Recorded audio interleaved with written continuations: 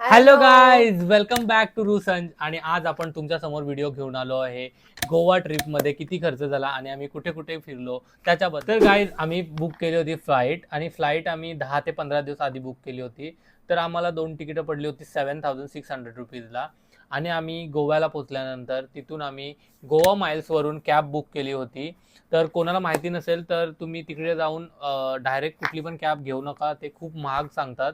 त्याच्यापेक्षा तुम्ही आधीच प्री बुक करून ठेवा गोवा माइल्सवर, तिकडे तुम्हाला स्वस्त भेटतात आणि रिजनेबल रेटमध्ये असतो. त्यांचा गव्हर्नमेंटचा ॲप आहे, नाहीतर तुमच्यासोबत स्कॅम होऊ शकतो. तर आम्ही तिकडून दाबोलियन एअरपोर्टवरून गेलो होतो नॉर्थ गोवाला. आणि नॉर्थ गोवामध्ये आम्ही स्टे केला होता बॉगनविला. बॉंगविला. बॉगनविला बॉगनविलामध्ये आम्ही स्टे केला होता. तर फर्स्ट डेला आमचा प्लॅन होता की आम्ही पबला जाण्याचा प्लॅन होता आमचा. आम्ही असा प्लॅन केलेला का 2 डेज आम्ही नॉर्थला राहू, 2 डेज आम्ही साऊथला राहू. आणि तसे आम्ही प्लेसेस बघितलेले. आम्ही फर्स्ट डेचा प्लॅन केलेला, सेकंड डेचा प्लॅन काय कन्फर्म नव्हता आमचा. तर तुम्ही गोव्याला जाणार असाल तर आधीच प्लॅन करून जा कुठले कुठले प्लेसेस विजिट करायचे आहेत. आणि कोण फर्स्ट टाइम गोव्याला जात असेल त्यांच्यासाठी ही व्हिडिओ खूप बेनिफिट्स वाली असेल. तर विला आम्ही बुक केला होता 2 डेजसाठी. तर त्याचा खर्च होता 6,000 रुपीज. युजली कसं असतं की पर नाईटचा चार्जेस असतो. तर आम्ही तिकडे 2 नाईट्स आणि तिसरा दिवस अराउंड 8 वाजेपर्यंत होतो. आम्ही पहिल्यांदा पोहोचलो रात्री, आम्ही 11:30-12 वाजेपर्यंत पोहोचलो तिकडे. आणि आमचा जायचा प्लॅन होता सिंकला. तर आम्ही त्याच कॅबवाल्याला थांबवलं, कारण की आम्ही आधीच स्कूटी बुक नव्हती केली. तुम्ही करू शकता, तो पण ऑप्शन असतो. तुम्ही तुमच्या विलावाल्यांना किंवा जिथं तुम्ही स्टे करणार आहेत त्यांना सांगू शकता, तर ते आणून देतात. त्या कॅबवाल्याला थांबवला आणि त्याला आम्ही सांगितलं, कारण तिकडून तो सिंक आहे ना, तो फक्त 1 किलोमीटरच्या आतमध्ये होता. तर गाईज, आम्हाला आमची प्लेस चेंज करायला लागलेली आहे कारण आमची चार्जिंग संपली होती. हम्म. तर तर आता तर तुम्हाला आम्ही फर्स्ट डे ला गेलो होतो सिंकला. पोचल्या आम्ही सिंकला गेलो. फर्स्ट डे ला तर आम्ही तोच प्लॅन केलेला सिंकचा. आणि पबची वाईब तर एक नंबर होती. तुम्ही गोव्याला जाणार असाल तर सिंकला नक्कीच जा. आणि किती कॉस्ट होता सिंकचा? सिंकचा तिकीट होता 2,000 रुपीज पर हेड. तर आमचे दोघांचे 4,000 रुपये झाले होते. But that is including food वगैरे, तुम्ही त्याच पैशामध्ये खाऊ शकता. आणि आमचा फर्स्ट टाइम होता, आम्ही कधीच पबला नाही गेलो. तर आमचा फर्स्ट टाइम होता आणि भारी वाटलं तिथं. आम्ही तिथून रात्री 4:30 वाजता तिथून निघालो होतो. आणि आणि आम्ही वाईब एक नंबर होती आणि आम्ही तिथं. चालत गेलो होतो रूम रात्री वरती. आम्ही चालत गेलेलो कारण आमच्या स्कूटी वगैरे काहीच नव्हती. आणि आमचा जिथे आम्ही स्टे करत होतो तो खूप जवळ होता आमच्या इथून. हार्डली 1 किलोमीटर होता. तर आम्ही फर्स्ट डेला तसं केलं. आणि आम्ही दुसऱ्या दिवशी मस्त की आरामात उठलो 12 वाजता. आणि नाश्ता केला वगैरे. आम्ही झोमॅटो ऑर्डर केला कारण तिकडं तेव्हा खूप पाऊस पाऊस पडत पडत होता. होता. तर गाईज, नेक्स्ट डे आम्हाला स्कूटी लागणार होती. तर जे विलावाले होते त्यांच्याशी आम्ही कॉन्टॅक्ट केला. तर त्यांनी दिलेले ना हा. स्कूटी. तर त्यांनी स्कूटी आणून दिली होती. आणि स्कूटीची पर डे ची कॉस्ट होती, म्हणजे रेंट होता 450 रुपीज पर डे. तर आम्ही 2 दिवसासाठी घेतली होती. आले होते. Per day. 450 होते पर डेचा रेंट. आता इथे तुमच्यावर आहे, तुम्ही किती दिवस राहता. तर आम्ही 2 दिवस होते, तर आमचे 2 दिवसाचे 950 झालेले. 900 रुपीज झाले होते. 900 रुपीज आणि झाले. ते लोक 2,000 रुपीज सिक्युरिटी डिपॉझिट घेतात. आणि मेन गोष्ट आहे की तुम्ही आहे ना त्या स्कूटीची व्हिडिओ बनवा पूर्ण. जे पण स्कूटी घ्याल, जे पण गाडी घ्याल, त्याची व्हिडिओ बनवा नीट सर्व कॉर्नर मधून. कारण की जर तिथे डॅमेज भेटला ना तुम्हाला, तर तुम्हाला चांगलाच फटका बसेल. हा पण स्कॅम गोवामध्ये खूप होतो. तर त्याच्यामुळे तुम्ही जरा लक्ष द्या. तो चांगला होता त्यांचा जो ओनर होते, कारण की माझ्या गाडीला मेनली थोडासा स्क्रॅच होता आणि तो पहिल्यापासून होता, त्यांना माहिती होतं. म्हणून आय आय वॉज सेफ. कारण की मी व्हिडिओ बनवली होती, त्याच्यामध्ये क्लिअर नव्हता दिसत आहे पर्यंत. तरी पण त्यांनी पैसे नाही घेतले माझ्याकडून एक्स्ट्रा. ते पार्किंग चार्जेस घेतात. किती पार्किंग चार्ज असतो? 50 rupees 40 rupees, it 50, depends. 40 rupees parking charge सर्व इथे असतो, सर्व बीचवर. आणि जिथे जाल ना तिथे त्यांचा तो कॉस्ट आहेच. सेकंड डे ची सुरुवात आम्ही केली कॅन्डोलियम बीच कडून. आणि जो की खूप चांगला बीच आहे तिकडचा. आणि तिथे थोडी क्राऊड पण होती. आणि त्याच्यानंतर तिथे आम्ही थोडा टाइम स्पेंड केला. नंतर आम्ही कॅलेंगड बीचला गेलो, आणि जो की होता खूप क्राऊडेड, खूप जास्त. आणि खूप क्राऊडेड होता. तर आम्ही ती क्राऊड बघून तिथे गेलोच नाही. आणि त्याच्यानंतर गेलो आम्ही सिक्युरियम बीचला, जो इतका भारी होता, इतका भारी होता. आणि तिथे क्राऊड पण जास्त नव्हती, फक्त थोडेसेच लोक होते. आणि तो तर आमच्या स्टेच्या खूपच जवळ होता. 500 मीटरच्या आतमध्ये होता गाईज, तो आणि खूपच आम्हाला छान होता. माहितीच नव्हता. आम्ही जेव्हा सर्च केला तेव्हा आम्हाला समजलं. तर इथे तुम्ही नक्कीच विजिट करा जर तुम्ही नॉर्थ गोव्याला जाणार असाल तर.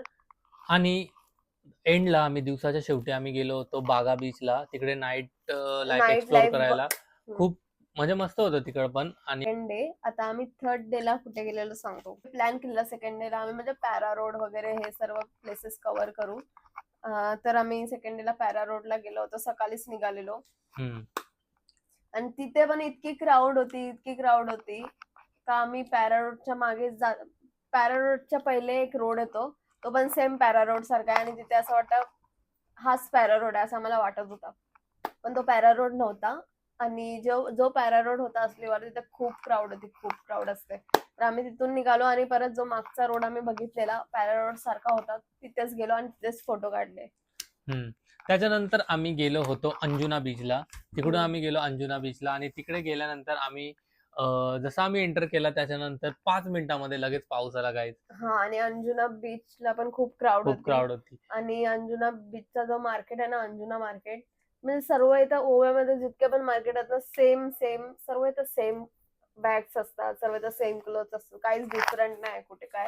आणि त्यांचे कॉस्ट पण सेमच आहेत सर्व इथे. तर आम्ही तिथून काहीच नाही घेतला. मला वाटलं वेगळे इथे वेगवेगळं काहीतरी असेल, म्हणजे व्हरायटीज वगैरे असतील, पण असं काहीच नव्हतं, सर्व इथं सेम आहे. मग त्याच्यानंतर आम्ही अंजुना बीचच्या मार्केट वगैरे एक्सप्लोर केल्यानंतर आम्ही गेलो रूम वरती, कारण की आमचा होता चेकआउट तिकडून. आणि नॉर्थला आम्ही एवढं सर्व फिरल्यानंतर आम्ही त्या रात्री आम्ही साऊथ गोव्याला गेलो आणि साऊथ गोव्यामध्ये आम्ही बुक केला होता D7 विला. तिकडे आम्ही 6,000 रुपीज पे केले होते.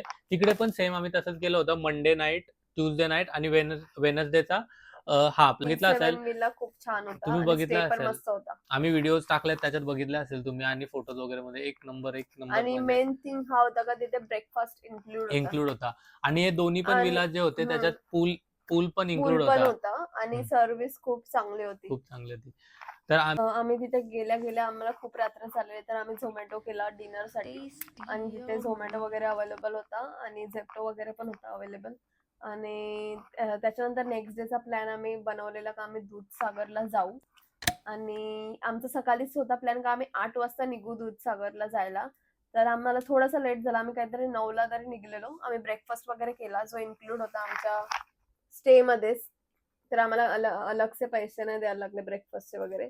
आणि तर आम्ही नेक्स्ट डे दूधसागरला जायला निघालो ब्रेकफास्ट केल्यानंतर. तर तिथे 2 तासाची ट्रॅव्हलिंग होती, 2 तासाची. आमच्या स्टेच्या इथून 2 तासाची ट्रॅव्हलिंग होती, ते पण आम्ही स्कूटी घेऊन गेलो. 50 किलोमीटर. आणि तिथे गेल्यावर आम्हाला गेल्यावर समजलं का आता दूधसागरला नो एंट्री आहे, आता क्लोज झालेला आहे. तिथे सकाळी एंट्री असते. सकाळीच तुम्ही 8 वाजेपर्यंत जाऊ शकता. 8 वाजेपर्यंत तिथे तुम्हाला पोहोचायला लागेल जर तुम्हाला दूधसागरला जायचं असेल तर. आणि ते जीप वगैरे घेऊन जातात, त्यांच्या इथे पण त्यांचे वेगळे कॉस्ट आणि चार्जेस असतात. आणि तुम्हाला ऑनलाईन पण बुक करायला लागतं त्यांच्या साईटवरनं. आणि हे सर्व आम्हाला माहित नव्हतं. तर तुम्ही जाताना, तर तुम्हाला दूधसागरला जायचं असेल तर प्री प्लॅन करा आणि सर्व बुकिंग केल्यावरच जा, नाहीतर नुसतं जाऊन आमच्यासारखं तुम्हाला रिटर्न यायला लागेल. आणि सकाळीच जायचं असतं तिथं, नाहीतर आम्ही किती 11ला तरी पोहोचलेलो तिथे. स्टील आम्हाला काही भेटलं नाही. ते बोलले का क्लोज आहे. आणि एकदा तुम्ही 8 वाजता गेलात का डायरेक्ट तुम्ही रात्री, खूप रात्र होते तिथं, पण पूर्ण दिवस जातो दूधसागरला जायला. आणि काहीतरी तुम्ही 7-8ला तरी बाहेर निघता त्याच्या, म्हणजे तुमचं एवढा वेळ तिथे जातो. म्हणून ते 11ला वगैरे नाही नेत, कारण नंतर रात्र झाल्यावर ती रिस्की एरिया आहे ना, म्हणून. जंगल एरिया आहे पूर्ण. तर काय तुमचा 7-8 दिवसाचा प्लॅन आणि असेल जाताना तर पण प्लॅन करू शकता. रोड इतका भयानक होता ना, आम्हाला भीती भीती वाटत वाटत होती. होती टायगर वगैरे यायचा कुठून. तर त्या दिवशी आम्ही मग तिकडून परत रिटर्न आलो आणि रूम आणि वरती 2 तास आम्ही गेलेलो, परत 2 तास आम्ही रिटर्न आलो रूमवर आणि थोडा रेस्ट केला, कारण आम्ही खूप टायर्ड झालेलो.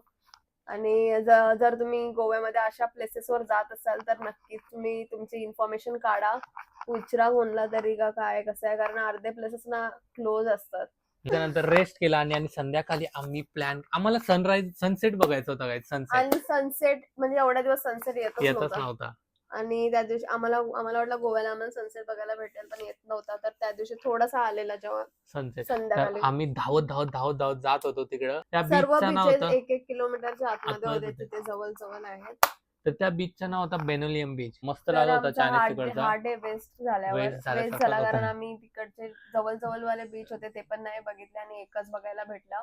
तर तुम्ही ना नक्की प्लॅन करून जा आणि असले प्लेसेस नक्कीच इन्फॉर्मेशन काढून जा. काढून. तर गाईज हा डे बेस्ट झाल्यावर आम्ही प्लॅन केलं, नेक्स्ट डे आम्ही पूर्ण प्लॅन करून जाऊ. प्रॉपर प्लॅनिंग गाईज, हा, प्रॉपर तर प्लॅनिंग आम्ही अँड प्लॅन प्लॉटिंग. केलेला आमच्या प्लॅनिंग लिस्ट मध्ये बटरफ्लाय बीच तर होताच. तर आम्ही बटरफ्लाय बीच प्लॅन केलेला, सकाळी लवकर निघलेलो बटरफ्लाय बीच साठी. त्याच्यानंतर आम्ही प्लॅन केला आम्ही तिथे कायाकिंग वगैरे करू. इथे जाताना जवळ पोहोचल्यावर तिकडचा रस्ता पण इतका इतका खतरनाक आहे ना, तो तर एकदम ट्रेकिंग आहे खतरनाक guys. होता एकदम. तो बटरफ्लाय बीच खूप सुंदर आहे, पण तिकडे जाण्याचा रस्ता आहे जे पावसाळ्यामध्ये स्पेशली खूप डेंजर आहे रस्ता. डेंजर आहे. उन्हाळ्यामध्ये मला नाही वाटत एवढा काय टेन्शन आहे, पण पावसाळ्यामध्ये खूप डेंजर आहे. आणि तिथे जाऊन ना बोट पण असते, तर ते हा. बोट मध्ये तुम्ही ते आपल्याला असं फिरवतात. हा, तर त्या बोटचा कॉस्ट असतो पर पर्सन 500 रुपीज गाईड चार्जेस असतात. पण ते आपल्याला तिकडूनच्या प्लेसेस दाखवतात. ते टर्टल रॉक आणि बटरफ्लाय बीचचा जो शेप असतो ते वगैरे दाखवतात. ते बोट मध्ये पुढे नेतात आणि पूर्ण दाखवतात कसा दिसतोय वगैरे बीच. तो पण एकदम थ्रिलिंग एक्सपिरियन्स आहे. ती तो बोट खूप experience- हालते अशी वरती खाली. तो तुम्ही एक्सपिरियन्स नक्कीच घ्या, तिथे गेलात तर खूप मजा येते. तर आम्ही प्लॅन केला की आम्ही कायाकिंग करायला जाणार कोला बीचला. पण कोला बीचला पोहोचायच्या आधी आम्हाला लागली होती खूप भूक. तर आम्ही पहिले गेलो कोला बीचच्या इकडे गेलो. आम्ही विचारलं त्यांना, नंतर आम्ही विचार केला आपण जेवून येऊ. तर आम्ही तिकडून परत गेलो. अगोंडा तिकडेच बीच होता अगोंडा. तिकडे आम्ही प्लेस शोधत होतो जेवायला. तर आम्ही अगोंडा बीचला पोहोचलो. हा, आणि तिथे खूप सुंदर असा कॅफे आहे. समोर बीचच्या समोरच खूप सुंदर असा कॅफे आहे आणि पायाच्या खाली सँड होती, तर इतका भारी फील येत होता. खूप भारी फील वाटत होता गाईज तिकडे. आणि आम्ही तिकडं लंच केला मस्तपैकी आणि तिकडून आम्ही परत गेलो कोला बीचच्या इकडे. आणि तिकडे आम्ही कायाकिंग केली होती. कायाकिंग साठी आम्ही एक बोट घेतली होती. त्यात पर पर्सन 200 रुपीज, तर दोघांचे मिळून 400 रुपीज झाले होते. आणि तिकडे पण मस्त आम्ही कायाकिंग आणि केली तुम्ही होती. तिथे जाल ना तर तिथे खूप जण असतात, ते बोलतात आमच्या बोटमध्ये अशा त्यांच्या बोट्स असतात, तर ते खूप जण तिथे थांबलेलेच असतात का कस्टमर यायला. आणि प्राइजेस ना वेगवेगळे सांगतात. 300 रुपीज, 350 रुपीज, 250 600 पण सांगतात, 500 पण सांगतात. तर तुम्ही बघून जा. आमचे तर कमीच घेतले होते. आम्हाला जो माणूस भेटला होता तो मराठीच होता आणि त्याने आमच्याकडून फक्त 400 रुपीज घेतले होते. आणि त्याने पेमेंट पण आम्ही रूमवर गेल्यानंतर केला. मी त्याला बोललो पेमेंटचं काय, तर तो बोला तुम्ही नंतर केला तरी कारण चालेल. तिथे ना नेटवर्क नव्हता, तर त्याला एवढा विश्वास होता. तुम्ही कॅश कॅरी करा. गोव्याला जाताय तर कॅश कॅरी करा. तिकडून आम्ही कायाकिंग केल्यानंतर आमचा प्लॅन होता काबो दे रामा बीचचा. काबोदेरामा बीचला आम्ही चाललो होतो. तो पण रस्ता फुल जंगल मधूनच आहे. एवढा पण म्हणजे तो एवढा एवढा नव्हता. नव्हता, पण जंगल मधूनच आहे. ते साऊथ गोवा आहे ना, ते लांब लांब प्लेसेस आहेत. तर साऊथ गोवा तुम्ही ना नीट प्लॅन करा. आणि साऊथ गोवा मध्ये असं इतके जण म्हणजे क्राऊड नाही दिसत. नाईट लाईफ साठी नॉर्थ गोवा एक नंबर आहे. आणि साऊथ तुम्हाला एक्सप्लोर करायचे असतील नवीन नवीन प्लेसेस तर तुम्ही साऊथ गोवा व्हिजिट करा. आणि जो काबोदेरामा बीच होता तो संजीवला वाटलेला की आम्हाला खाली उतरायला भेटेल, पण ते खाली उतरायला नव्हतं. ते असं टेकडी टाईप होता आणि तिकडून खाली बीच होता एकदम. आणि तिकडे पाऊस पण पडत होता, तर आम्हाला खाली तर उतरायला काही चान्स नाही भेटला. पण तिकडून जाताना आम्हाला एक बीच दिसला होता, बेटल बीच. बेटल बीच तो एक खूप सुंदर बीच आहे. पण तो दिसला होता, तिथे पण जायचं राहायला आमची फ्लाईट होती. फ्लाईट नाही, सॉरी आमची ट्रेन होती रिटर्नची. तर आम्ही तिकडे नाही जाऊ शकलो. ती ट्रेन पण लेट झाली. आम्ही जाऊ शकत होतो, बट आम्हाला नव्हतं माहिती की लेट होईल ती. मग आम्ही तिकडून मग आम्ही रूम वरती गेलो. तर ओव्हरऑल हे होतं, आम्ही हे सर्व गोष्टी आम्ही फिरलो होतो, प्लेसेस फिरलो होतो. आम्ही हे सर्व प्लेसेस एक्सप्लोर केले. अजून आम्हाला खूप सारे प्लेसेस एक्सप्लोर करायचे आहेत, तर आम्ही ते नेक्स्ट टाइम करू. असं तुम्ही 500 रुपीज इंटू 4 डेज केला तर अराउंड तुम्हाला भेटेल 4000. म्हणजे अराउंड टोटल ब्रेकफास्ट वगैरे पकडून 5000 रुपीज तुमचे फूड मध्ये जातील. आमचे तेवढेच पैसे गेले होते फूड मध्ये. तर तुम्हाला कॉस्ट कटिंग करायचं असेल तर एवढे जातीलच. कारण आणि तिथे आम्ही मोस्टली व्हेजच खात होतो. फक्त वन डे आम्ही नॉनव्हेज खाल्लेला. एक्सपेन्सिव्ह रेस्टॉरंट मध्ये नव्हतोच गेलो आणि काही तिथे चांगले चांगले रेस्टॉरंट आहेत. अराउंड 5000 रुपीज होता पूर्ण टोटल मिळून. आणि आम्ही कधी कधी पायनॅपल खात होतो, कोकोनट वगैरे ते वगैरे खायचो. कोकोनट वॉटर वगैरे ते होतं. आणि त्याच्यानंतर आमचा जो स्कूटी आणि पेट्रोलचा खर्च झाला तो होता. नॉर्थ गोवाला आम्ही स्कूटी घेतली होती 900 रुपीज फॉर 2 डेज आणि साऊथ गोवाला स्कूटी आम्ही घेतली होती 800 रुपीज फॉर 2 डेज. तर हे होते स्कूटीचे रेंट. आणि त्याच्यासोबत आम्हाला पेट्रोल नॉर्थ गोवाला अराउंड 300 रुपीजचा पेट्रोल लागला होता आणि साऊथ गोवाला आम्ही, कारण की ते साऊथ गोवामध्ये लांब लांब प्लेसेस आहेत, तर साऊथ गोवाला आमचा 400 रुपीजचा पेट्रोल लागला होता आणि तिकडे पेट्रोल थोडा स्वस्त आहे महाराष्ट्रापेक्षा गोवामध्ये. हा होता आमचा पेट्रोलचा आणि स्कूटीचा खर्च. आणि याच्यामध्ये कॅबचे आम्ही तुम्हाला सांगितलंच, नॉर्थ टू साऊथ जायला 2000 रुपये लागले होते आणि एअरपोर्ट टू नॉर्थ जायला आम्हाला 2000 रुपीज लागले होते. हा खर्च होता आमचा ट्रॅव्हलिंगचा. रिटर्न ट्रेनचा आम्ही तिकीट बुक केला होता, तो पण आम्ही एकदम एंडला बुक केला होता. आम्ही थर्ड एसी मध्ये बुक केला होता, तर आम्हाला दोघांचे तिकीट मिळून अराउंड 2500 रुपयाचे तिकीट होते आमचे दोघांचे मिळून. ती ट्रेन पण लेट झाली होती, 3 तास लेट होती गाईज. आम्ही लेटच निघालेलो, म्हणजे ते आम्हाला माहिती होतं लेट आहेत, कारण की तुम्हाला नोटिफिकेशन येतो, तर आम्ही लेटच निघालो होतो. तर आम्ही त्या D7 विलावरून ट्रेन स्टेशनला जायला 500 रुपीज घेतले होते त्यांनी. एर्टिगा होती, 500 रुपीज घेतले होते त्यांनी. हो, कशावरून बुक केलेलं? ते आम्ही तिकडून ते विलावाले असतात ना, त्यांचे खूप कॉन्टॅक्ट असतात, हा. तर ते कॉन्टॅक्ट देतात तुम्हाला. हे पण आहे की विलावाले चांगले असतात, पण तुम्ही चांगल्या जागी राहायला जा, फालतू जागी राहायला जाऊ नका, नाही तर तुमचे कुठं पण स्कॅम होऊ शकतो. गोवामध्ये रिस्क आहे, स्कॅम कुठं पण होऊ शकतात गाईज. तर त्यांनी नंबर दिला होता, तर त्यांच्या ओळखीचाच होता, तर 500 रुपीज मध्ये त्यांनी आम्हाला म्हणजे अरेंज करून दिली होती ट्रेन. गोव्याचा हायएस्ट कॉस्ट एक्सपेन्स होता तो म्हणजे स्टेला. हा, स्टे मध्ये तुमचे पैसे जातात, पण चांगला स्टेच घ्या, चांगला स्टे मध्ये हा. मस्त आरामात रिलॅक्सिंग.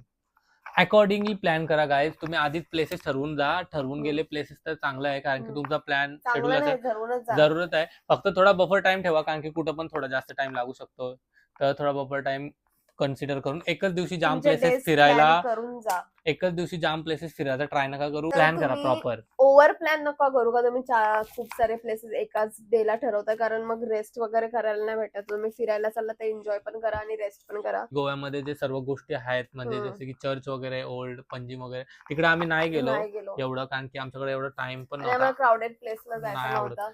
आणि आम्ही परत गोव्याला जाणार, की गोवा भारी आहे. संजीवला पण गोवा खूप आवडलाय, आणि ही आम्ही दोघं तर बीच लवर आहोत. आणि आता आम्ही गोव्याला जाऊ जेव्हा चांगलावाला सीझन असेल, कारण की आम्हाला पावसामध्ये नाही जायचं, आम्हाला सनसेट वगैरे बघायचे आहेत तिकडचे, तर तो वाला सीझन आम्ही जाऊ. नक्कीच तुम्हाला माहिती असेल तर सांगा कुठल्या सीझनला जायला चांगलं असतं. आणि ऑफबीट डेस्टिनेशन्स असतात गोव्यामध्ये, ते पण तुम्ही ट्राय करू शकता. तर आम्ही ते दूधसागर नंतर काही प्लॅन नाही केला, कारण आम्हाला रिस्क नव्हती घ्यायची. ऑलरेडी आमचा 1 डे वेस्ट गेलेला.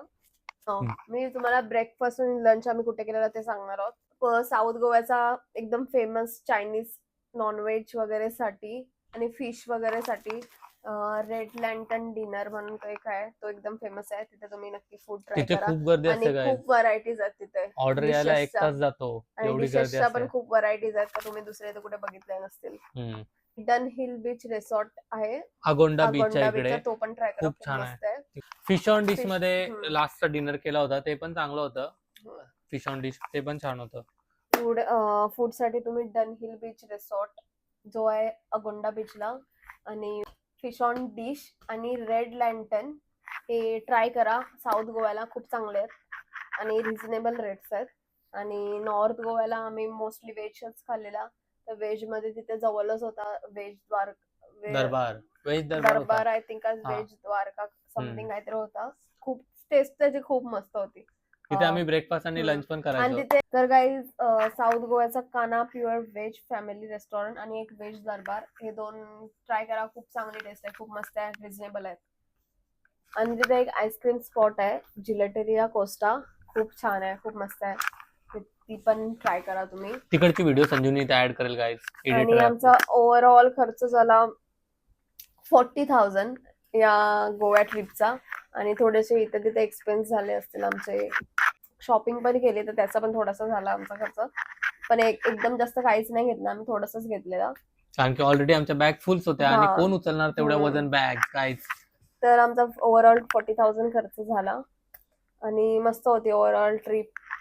तर तुम्हाला काही बेनिफिट झाला असेल या व्हिडिओ मधून तर आम्हाला नक्कीच सांगा. So guys, ऐसे ही हमको सपोर्ट करते रहिए. Thank you for watching our video. Thank you for watching. मिलते हैं नेक्स्ट वीडियो में. Bye bye. Bye bye, see you.